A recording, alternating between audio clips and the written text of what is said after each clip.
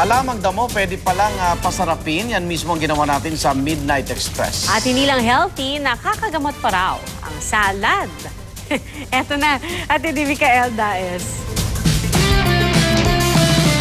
Pako, alugbati, pansit-pansitan. Yan ang mga sangkap na ipagsasama-sama natin ngayong gabi.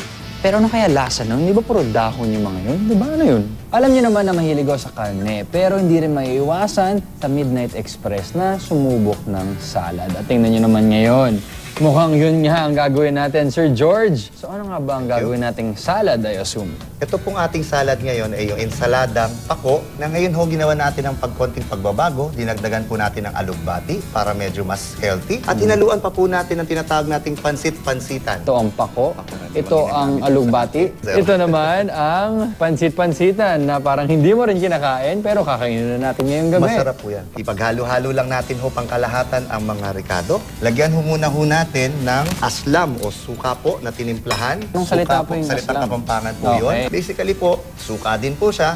Meron hong konting pampatamis, konting pampaalat. And then, ginawa natin ng linamnam na nilagay natin. So, yun po yung pinaka-special doon. At totos natin siya.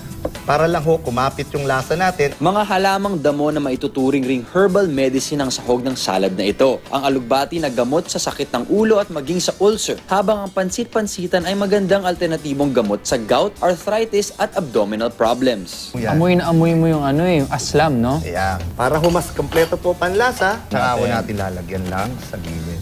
Ensaladang pako with alugbati. Okay, as usual, dito sa Midnight Express, sasabay natin lahat ng mga sangkap dito. Let's try this.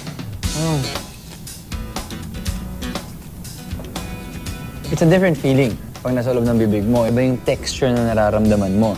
Unang kagat ko, lumabas yung anghang. Pero the thing is, dahil malakas rin yung vinaigrette, yung asim niya, sumisipa rin agad. Ako po si Micael Daes. This is Midnight Express. Good night!